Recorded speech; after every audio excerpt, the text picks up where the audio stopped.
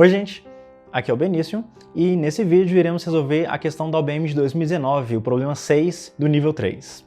Esse vídeo iremos dividir em 4 partes. Primeira parte a gente vai ver como é a figura do problema. Na segunda parte a gente vai discutir um pouquinho de teoria que vai ser necessária para resolver o problema. Na terceira parte a gente vai resolver metade da questão e na última parte a gente finaliza com a demonstração do problema por inteiro. Tudo bem? Vamos ler aqui primeiro a questão juntos. O que a questão está dizendo? Seja A1, A2, A3, A4 e A5 um pentágono convexo inscritível com o ângulo AI mais o ângulo AI mais 1 maior do que 180 graus, para I igual a 1, 2, 3, 4 ou 5, índices módulo 5 em todo o problema. Depois a questão diz o seguinte: defina BI como a interseção das retas AI-1, AI e AI mais 1, AI mais 2, formando uma estrela. Muito bem. Os circuncírculos dos triângulos AI-1, BI-1, AI e AI-BI, AI mais 1 se cortam novamente em CI, que é um ponto diferente de AI. Depois, a gente tem o seguinte: os circuncírculos dos triângulos BI-1, AI, BI e BI, AI mais 1 e BI mais 1 se cortam em outro ponto DI diferente de BI. O que é pedido é provar que as 10 retas AICI, BI e DI, elas têm um ponto em comum, com o I indo de 1 até 5. Tranquilinho? O enunciado da questão era apenas isso, não tinha figura, não tinha nada. Então vamos aqui pegar a primeira parte desse vídeo, que é para a gente fazer a construção do desenho. Tudo bem? Muito bem, vamos para a primeira frase. Seja A1, A2, A3, A4, A5 um pentágono convexo inscritível com os ângulos AI mais 1 maior do que 180 graus para I igual a 1, 2, 3, 4, 5, índices módulo 5 em todo o problema. Bom, vamos pegar então uma circunferência e vamos marcar 5 pontos nela, que serão os pontos A1, A2, A3, A4 e A5. Tranquilinho? E aqui a gente vai formar então um pentágono. Agora, observa só, ele pediu para que o ângulo AI mais o ângulo AI mais 1 seja maior do que 180 graus para que essa figura mais para frente forme uma estrela. Observa só o seguinte, imagine que a figura fosse assim, imagine que o pentágono fosse desse jeito. Observe que o ângulo A3 e o ângulo A4, a soma deles é menor do que 180 graus, né? Porque claramente cada um deles é menor do que 90. E a gente vai ver no próximo momento que iremos prolongar os lados desse pentágono. Se você fizer isso, observe que nesse caso, esses dois prolongamentos não vão se encontrar, então a figura não vai formar uma estrela. Então vamos voltar com o pentágono dessa forma, que vai ficar mais fácil de entender a questão. Tranquilo? Muito bem. Próximo momento. Defina BI como a interseção das setas AI-1, AI e AI mais 1, AI mais 2, formando uma estrela. Para a figura caber aqui na tela, vamos aqui diminuir um pouquinho o tamanho dela, né?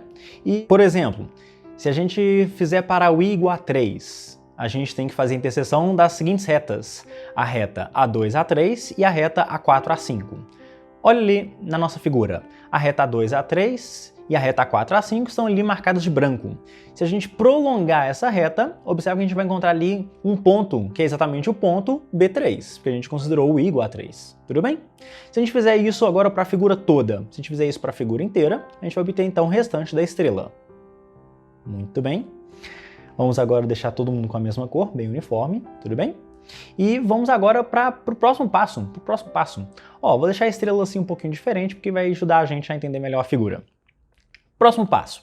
Os circuncírculos dos triângulos AI-1, BI-1, AI e AI-BI, AI mais 1 se cortam novamente em CI diferente de AI. Vamos com calma aí. Por exemplo, vamos colocar o I igual a 2. Se a gente colocar o I igual a 2, quais triângulos que a gente vai estar olhando aí, ó? Olha só. Repara só, trocando o I por 2, a gente vai ter que olhar então para o triângulo A1, B1, A2 e o triângulo A2, B2, A3. Olha na figura, você consegue identificar o triângulo A1, B1, A2? Olha ele marcado de branco. O triângulo A2, B2, A3 é aquele dali marcado de branco, certo? O circuncírculo desses triângulos é o círculo, a circunferência, né, que circunscreve esses triângulos. A gente tem as duas ali, ó, marcadas de vermelho, tudo bem? Os triângulos agora já não são interessantes e vamos ver então o que é o ponto CI. Observe que essas duas circunferências, elas se cortam em um ponto, né? O ponto A2 em particular, porque a gente está olhando para o I igual a 2, e observe que tem um outro ponto que elas também se encontram, que é exatamente o ponto C2. Tudo bem? Se a gente fizer isso para a figura inteira, a gente vai obter os outros pontos C1, C2, C3, C4 e C5. Certo? Muito bem. Vamos agora para a próxima frase da questão.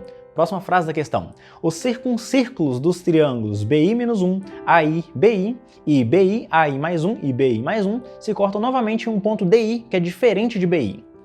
Vamos aqui jogar outro valor de I, para poder ver um exemplo. Para o I igual a 2, a gente tem que olhar para quais triângulos? Trocando o I por 2, a gente vai olhar para os triângulos B1, A2, B2 e B2, A3, B3. Olha na figura, consegue identificar o triângulo B1, A2, B2? Repara que ele está ali, ó, marcado de branco.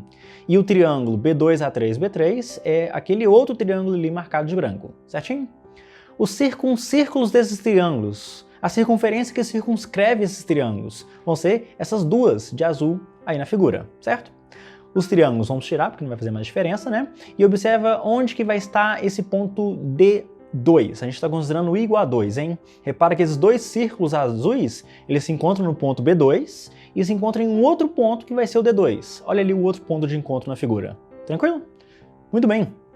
Vamos ajustar aqui rapidinho aqui a figura para caber os outros círculos, né? E se a gente traçar todo mundo, vai ficar aqui então esses outros círculos de cá. Tudo bem?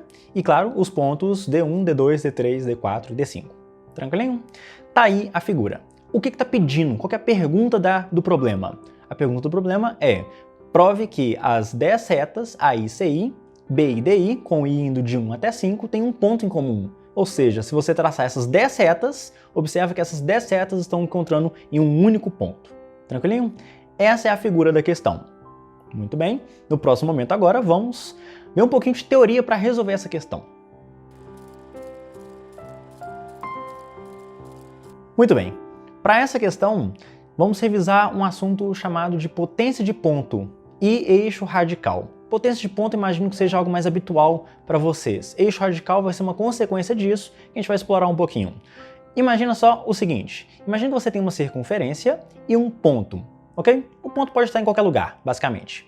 Vamos chamar esse ponto de P e a circunferência de θ, ok? Θ maiúsculo. Vamos traçar um segmento partindo de P que toca na circunferência em dois pontos, no ponto A e no ponto B. Se a gente traçar um outro segmento também cortando a circunferência em dois pontos, por exemplo, um ponto C e um ponto D, você deve lembrar aí que potência de ponto diz o quê? Diz que PA vezes PB é igual a PC vezes PD. Tudo bem? Não vamos demonstrar esse resultado aqui, vou partir do pressuposto que a gente já viu ele. Tranquilinho? Então, potência de ponto vai dizer isso para nós. PA vezes PB é igual a PC vezes PD. Muito bem. Agora, observa que essa relação vale independente da posição dos pontos C e D, e A e B. Tudo bem? Em particular, eu posso pegar o segmento partindo de P e tocar na circunferência nos pontos A e B, de forma que esse segmento passe pelo centro da circunferência. E isso vai dar uma relação mais interessante para nós. Esse segmento que passa pelo centro da circunferência vai gerar um número, um resultado que depende apenas do ponto e da circunferência, em particular do seu centro e do seu raio, ok? Imagina só que o centro da circunferência é O e o raio da circunferência é Rzinho. O que a gente pode dizer aí da potência de ponto? O que é PA? Repara que PA vai ser exatamente a distância do ponto até o centro da circunferência, né? A distância do ponto até o centro da circunferência menos o raio. E o PB vai ser a distância do ponto até o centro da circunferência mais o raio. Se a gente substituir ele na expressão, observa que isso vai ficar então PO menos R, que multiplica PO mais R. E isso é uma diferença de quadrados, né? A gente pode escrever isso como sendo PO ao quadrado menos R ao quadrado, certinho? Então observe que agora para qualquer outro segmento que toca a circunferência em pontos C e D, essa relação ela vai estar valendo. Tudo bem? Repara que a potência de qualquer ponto com segmento traçado na circunferência vai ser sempre a distância do ponto até o centro da circunferência ao quadrado menos o raio da circunferência ao quadrado, tá? Essa constante a gente vai chamar então de potência de um ponto, ok? A gente vai chamar então essa quantidade PO ao quadrado menos R ao quadrado como a potência do ponto P relativa à circunferência θ. A gente vai usar esse símbolo pole. Não é tipo pole de onomatopeia não, tá, gente? Pole é de potência, tá? Em inglês, esse símbolo é utilizado como power, né? Potência de um ponto. Então, esse símbolo vai ser a potência de um ponto P relativa a uma circunferência θ. Tudo bem? Beleza. Agora, vamos aqui, ó, observar o seguinte. Se esse ponto estiver sobre a circunferência, observe que PO é igual a raio, né? É igual ao raio da circunferência. Então, quando o ponto está sobre a circunferência, a gente tem que a potência desse ponto vai ser igual a zero. Tudo bem? Os pontos sobre a circunferência têm sua potência em relação à mesma circunferência igual a zero. Ok, isso vai ser interessante para nós já já. Agora vamos rapidinho analisar o caso em que a gente tem duas circunferências. Imagina que a gente tem uma circunferência θ1 e uma circunferência θ2. E a gente está interessado nos pontos em que a potência desses pontos relativos às duas circunferências é igual, ok? A gente está procurando o lugar geométrico dos pontos em que a potência deles relativos às circunferências é igual. O lugar geométrico vai dar uma reta, tudo bem? É fácil de demonstrar, inclusive, mas não vou fazer isso aqui agora não. Se você traçar alguns pontos, você vai ver que isso vai dar exatamente uma reta, tudo bem? Essa reta é o que a gente vai chamar de eixo radical de duas circunferências, tá? Você tem duas circunferências, o local geométrico, o lugar geométrico dos pontos, cuja potência relativa às duas circunferências é igual, é exatamente o eixo radical. Tranquilinho? E esse gráfico vai ser uma reta. Muito bem. Agora, um comentário. Se as duas circunferências são tangentes, o eixo radical vai ser a reta tangente às duas, passando pelo ponto de tangência. Tranquilinho? E se as duas circunferências são secantes, o eixo radical vai ser exatamente a reta que passa pelos dois pontos de encontro das duas circunferências. Uma maneira da gente provar isso é observar o seguinte. Olha só para aquele ponto P e aquele ponto Q. Observe que a potência do ponto P relativa à circunferência θ1 e θ2 é igual a zero. Por quê? Porque esse ponto pertence às duas circunferências, né? Da mesma forma, a mesma coisa vale para o ponto Q. Como o ponto Q é um ponto da circunferência θ1 e θ2, então o ponto Q tem a mesma potência, que é zero. Como o eixo radical é uma reta, e a gente já tem aí dois pontos dessa reta, desse eixo radical, basta ligar esses pontos que a gente vai obter, então, o eixo radical das duas circunferências θ1 e θ2. Tranquilinho? Acho que isso é uma boa justificativa do porquê que o eixo radical passa pelos pontos de encontro das duas circunferências. Muito bem! Agora, o que vai ser interessante aqui para nós vai ser uma coisinha chamada de teorema do eixo radical. O que o teorema do eixo radical diz? Olha só, vamos colocar aqui uma terceira circunferência, chamar ela de θ3. Para essas duas circunferências amarelas, o eixo radical delas é exatamente essa reta amarela que você está vendo. Agora, se eu considerar essas duas circunferências marcadas de vermelho, o eixo radical delas vai ser, então, essa reta vermelha que eu estou colocando aí na figura. Tudo bem? E agora, se eu considerar essas duas circunferências azuis, adivinha onde que o eixo radical dessas duas vai passar? Você gostaria de chutar alguma coisa? O eixo radical dessas duas circunferências vai passar exatamente pelo ponto de encontro dos dois eixos radicais. E é isso que diz o teorema do eixo radical. Dadas três circunferências, os três eixos radicais concorrem em um mesmo ponto. Tudo bem? Isso independente da configuração. Repara que se as três circunferências são secantes, não duas a duas, né? Repara que duas ali não se tocam, o eixo radical, os três eixos radicais continuam encontrando no mesmo ponto, que eu estou chamando de Z. Beleza? Isso que diz o teorema do eixo radical. Dadas três circunferências quaisquer, os três eixos radicais são concorrentes em um mesmo ponto. Basta agora a gente ver essa figura aparecendo aqui. Ok? Muito bem. Teoria encerrada, vamos agora começar a resolver a questão.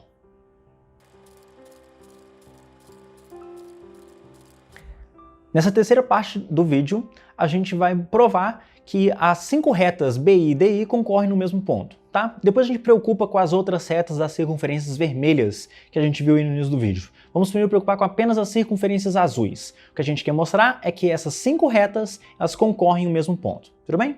Na última parte, a gente mostra que as outras retas têm que também concorrer nesse mesmo ponto. Muito bem, para a gente fazer isso, vamos simplificar um pouquinho o desenho. Vamos aqui, fazer o seguinte, vamos demonstrar apenas para essas 3 retas, B2D2, B3D3 e B4D4. Por que provar para essas 3 retas basta para provar que as 5 concorrem no mesmo ponto? Poxa, se essas 3 retas concorrem no mesmo ponto, observa que de maneira genérica, você estaria fazendo a mesma conta para essas outras 3 retas, B3D3, B4D4 e B5D5. Ou, analogamente, você também estaria mostrando para essas 3 outras retas, né? B1D1, B5D5 e B4D4. Ou então, D5B5, B1D1 e B2D2. Ou, por último, a gente tem ainda aí B1D1, B2D2, B3D3. você tem três que tocam no mesmo ponto. Se você coloca uma quarta reta, como essas duas se encontram no mesmo ponto, essa quarta reta que você acaba de verificar também vai tocar no mesmo ponto. Confuso? Um pouco? Beleza. Vamos então apenas mostrar para essas três retas. Vamos mostrar que essas três retas se encontram no mesmo ponto. Para a gente fazer isso, vamos limpar um pouquinho mais o desenho. Vamos deixar o pentágono para lá, porque por enquanto ele não vai importar. E vamos observar o seguinte. O teorema do eixo radical, que a gente acabou de ver no momento passado, ele refere-se aos três eixos radicais de três retas, né? Só que nessa figura, a gente tem 4 circunferências. O teorema do eixo radical envolve 3 circunferências, não 4. Então nós vamos fazer o seguinte, ó. Vamos ignorar essas duas aqui de baixo, e agora vamos tentar descobrir o seguinte. Olha só, se essas 3 retas se tocam no mesmo ponto, pode ser que existam 3 circunferências cujos eixos radicais são exatamente esses que são traçados. Bom, o B3 e o D3 já é óbvio que é das duas circunferências azuis que estão na figura, né? Mas e agora e as outras duas retas? Qual que é a circunferência que, secante a essas duas, vai formar esses outros 2 eixos radicais? Uou, regurgitei aqui. Muito bom. Olha só que interessante. Essa circunferência, ela vai ter que ser essa grandona de cá, ó. Essa circunferência grandona de cá. Repara que essa circunferência grandona, ela é secante nas outras duas azuis pequenininhas. E lembra que o eixo radical de duas circunferências, se elas são secantes, é exatamente a reta que passa pelos pontos de encontro, não é? Ou seja, para a gente mostrar que essas 3 retas azuis concorrem em um mesmo ponto, eu preciso mostrar que aqueles 4 pontos pertencem a uma circunferência. Se aqueles 4 pontos pertencem a uma circunferência, teremos então 3 circunferências cujos 3 eixos radicais são exatamente aqueles marcados de azul claro, né? Ciano. Muito bem, muito bem. Então, precisamos mostrar que B2, D2, D4 e B4 pertencem a uma mesma circunferência, ou seja, o quadrilátero formado por esses 4 pontos é cíclico. Se a gente mostrar que aqueles 4 pontos pertencem a uma circunferência, esses 4 pontos formam um quadrilátero cíclico. Tudo bem? E é isso que a gente vai tentar fazer aqui agora. Vamos voltar aqui com a nossa figura e vamos mostrar então que os pontos B2, D2, B4, D4 são pontos de uma mesma circunferência. Para fazermos isso, vamos fazer o seguinte. Vamos traçar aqui uma circunferência vermelha, passando pelos pontos B3, D4, B5, e uma circunferência amarela, passando pelos pontos B3, D2 e B1. Muito bem. Essas duas circunferências elas se encontram num ponto que a gente vai chamar aqui de K. Vamos traçar aqui alguns segmentos e vamos trabalhar com arcos de uma circunferência, tá? Vamos aqui trabalhar com arcos de circunferência. Tracei ali alguns segmentos, tudo bem? E vamos observar esse ângulo que eu marquei ele de vermelho, ok? Esse ângulo que eu marquei de vermelho. Observa que ele está enxergando esse arco pontilhado de vermelho, certo? Agora, esse ângulo, ele é enxergado por quais arcos? Observa só, olha aquele ângulozinho ali, ó, D2, B1, B3, e aquele ângulozinho ali, ó, B1, B3, D2. O ângulo amarelo e o ângulo rosa. Observa que eles enxergam exatamente o arco vermelho. Certinho? Muito bem. Olha só. A gente tem ali ó, o ângulo rosa enxergando aquele arcozinho ali, B1, D2, e o ângulozinho amarelo enxergando o arco D2, B3. Certinho? Muito bem. Agora observa só o seguinte. Aquele ângulo rosa está enxergando aquele arcozinho ali marcado, pontilhado de rosa, certo? Isso para a circunferência amarela. Mas observa que esse ponto B3 ele também pertence à circunferência azul. Ele então vai estar enxergando um arco de mesma medida, que eu lhe pontilhei agora de rosa na circunferência azul. Mas se você observar, quem é que está enxergando esse arco rosa também na circunferência azul? O ângulo A3B2D2. Tudo bem? Logo aquele ângulozinho dali também é rosa. Certinho? Muito bem, muito bem. Agora, se a gente fizer a mesma coisa para o arco amarelo, olha o ângulo amarelo ali, ó. Ele está enxergando um arco D2B3, ok? Isso na circunferência amarela. Agora, na circunferência azul, repara que esse arco amarelo vai ser exatamente esse que eu estou delimitando ali pontilhado na circunferência azul. Que outro arco, ó, que outro ângulo, né?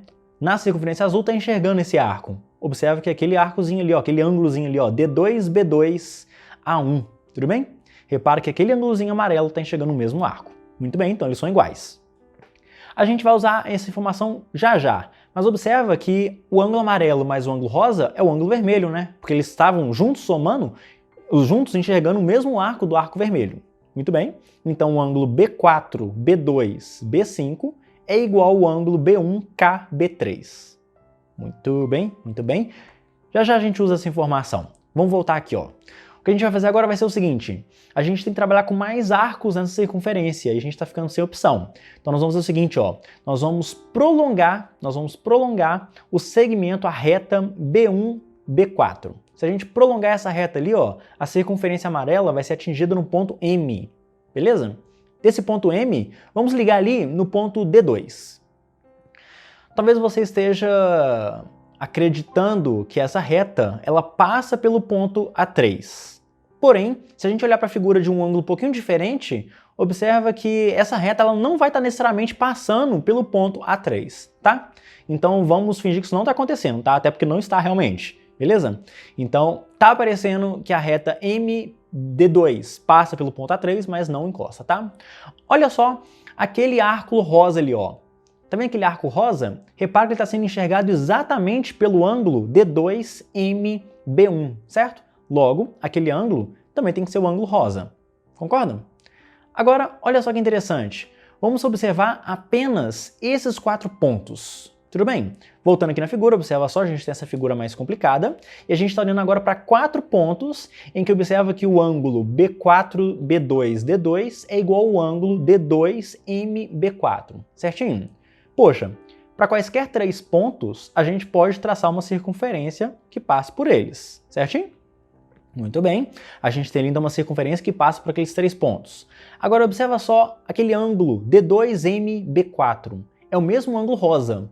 Mas se aquele mesmo ângulo rosa está ligando os mesmos pontos D2 e B4, então ele está enxergando o mesmo arco, que é aquele arco rosa, e portanto esse ponto M necessariamente faz parte da mesma circunferência. A gente pode então, ó, prolongar a circunferência e a gente obter então que esses 4 pontos pertencem ao mesmo círculo, certinho? Esses 4 pontos, eles são Esses 4 pontos então formam um quadrilátero cíclico. A gente vai escrever então que B2, D2, B4 e M é um quadrilátero cíclico. Tudo bem? Muito bem. Voltando aí com a nossa figura original. Ok. Repara que se a gente fizer a mesma coisa agora, prolongando a reta B5, B2, procedendo da mesma forma, a gente consegue concluir que o quadrilátero B4, D2, D4 e N, ele é cíclico, pela simetria da figura. Tudo bem? Se não tiver ficado claro essa simetria, observa só rapidinho o seguinte. Observa só os pontos B2, D2, B4 e M. A gente provou que esses 4 pontos pertencem a uma mesma circunferência. Observa que, analogamente, a gente vai ter aqueles pontos B4, D2, D4 e N também pertencendo à mesma circunferência. Tá dando para ver essa simetria aí das duas figuras? De um lado direito da figura e a gente tem aí do lado esquerdo da figura. Tranquilinho? Muito bem, muito bem. Esse foi o nosso primeiro passo. A gente mostrou que esses 2 quadriláteros são cíclicos. Agora vamos fazer o seguinte, ó. Vamos fazer o seguinte. Lembra que a gente está querendo mostrar que esses 4 daí são cíclicos, hein? O que a gente está interessado realmente é no B2, D2, B4, D4. A gente quer mostrar que esses 4 pertencem à mesma circunferência. Vamos lá. Para a gente encerrar esse problema, vamos lembrar aqui do que a gente viu anteriormente, que aquele ângulo ali, ó, B4, B2, B5, é exatamente o ângulo vermelho. Muito bem. E analogamente, se a gente fizer para o outro lado, a mesma coisa, observe que aquele ângulo verde ali, ó, B3K, B5, é igual ao ângulo B2, B4 e B1. Tudo bem? Em seguida, vamos fazer o seguinte, vamos ligar o ponto M no ponto B3. Olha ali para o ângulo MB3B1. O que a gente pode falar desse ângulo MB3B1? Observa que ele tem que ser necessariamente igual a 180 graus, menos o ângulo vermelho, menos o ângulo ciano, certo? O ângulo azul, claro, enfim. Tudo bem? Ok. De novo, lembra que a soma dos ângulos internos de um triângulo é 180, então o ângulo MB3B1 tem que ser 180 graus, menos o ângulo vermelho e o ângulo azul claro. Se a gente fizer agora a mesma coisa para o outro lado da figura, ali a gente tem um ângulo verde, né? Exatamente como a gente mostrou, que o ângulo vermelho seria o mesmo ali na ponta no ângulo M. Agora, ali no ângulo N, olha só para o ângulo NB3B5. Vamos chamar aquele ângulo ali no B5 de azul escuro, tudo bem? E a gente pode dizer que o ângulo NB3B5 tem que ser o quê? 180 graus, menos o ângulo verde, menos o ângulo azul escuro. Certinho? Muito bem? Então, de marrom ali na figura, a gente vai ter então um ângulo NB3B5 e repara que o ângulo MB3B1 vai ser aquele outro ângulo marcado ali agora. Tranquilinho? Repara que se a gente somar essas duas equações, a gente vai estar repetindo esse ângulozinho ali da ponta da estrela duas vezes, não é? Ou seja, se a gente somar essas duas equações, o que a gente vai estar obtendo? A gente vai estar obtendo MB3B1 mais NB3B5 tem que ser igual a 360 menos a soma daqueles quatro ângulos, vermelho, o azul claro, o verde e o azul escuro, certinho? Só que observe que o lado esquerdo dessa equação é exatamente o ângulo MB3N, certo? Mais o ângulozinho da ponta da estrela, porque eu tinha contado ele duas vezes, tranquilinho? Então, MB3N mais o ângulozinho marrom tem que ser exatamente essa conta aí do lado direito da equação. Muito bem, se a gente passar esse ângulozinho marrom subtraindo por outro lado, a gente obtém então que o ângulo MB3N é 360 graus menos a soma dos ângulos das pontas da estrela. Tranquilinho? Você deve se lembrar disso, para qualquer pentagrama, a soma dos ângulos das pontas da estrela vai formar exatamente um ângulo de 180 graus. Tranquilinho? E é isso que a gente vai substituir aqui, ó. A gente pode substituir o 180 e a gente conclui que o ângulo MB3N é igual a 180 graus. Ou seja, o segmento MN passa pelo ponto B3. Esses três pontos eles são colineares. E por que isso é interessante para nós? Porque observa só esse quadrilátero de cá. Limpei um pouquinho a figura, olha só esse quadrilátero. Tudo bem? Olha só aquele ângulo ali é o B2. Repara que como ele é um ângulo vermelho, o outro tem que ser 180 graus menos o ângulo vermelho. E para o ângulo B4, a gente tem ali, ó, se um ângulo é verde, o outro é 180 graus menos o ângulo verde. Certo? Ou seja, esse quadrilátero tem os ângulos opostos somando 180 graus. Ou seja, esse quadrilátero ele é um quadrilátero cíclico. É um quadrilátero que pertence a uma mesma circunferência. Certinho? Existe uma circunferência que então passa por esses quatro pontos. Agora olha só que interessante. Temos essas três relações. A gente tem aí, ó, o quadrilátero B2, D2, B4, M, como um quadrilátero cíclico. É um quadrilátero que passa por uma mesma circunferência, tá? Quatro pontos que pertencem a uma mesma circunferência. A gente tem que o B4, D2, D4 e N também é cíclico, ou seja, esses quatro pontos estão em uma mesma circunferência. E finalmente a gente tem que o quadrilátero N, B2, B4 e M também é cíclico, eles também estão em uma mesma circunferência. Poxa, dadas essas três relações, adivinha o que a gente pode concluir? A gente pode concluir então, finalmente, que o nosso quadrilátero buscado ele está em uma mesma circunferência. O quadrilátero B2, D2, D4, B4 é cíclico. Tudo bem? E pronto, a gente provou então que essas três retas, esses três eixos radicais, concorrem no mesmo ponto. Se a gente tirar a circunferência maior, observe que era exatamente essa situação.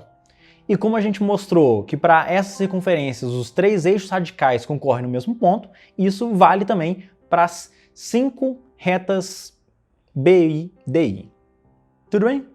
Tá, então, metade do problema resolvido. A gente acabou de mostrar que as setas BI e DI encontram o mesmo ponto. Muito bem, vamos agora para a última parte da questão.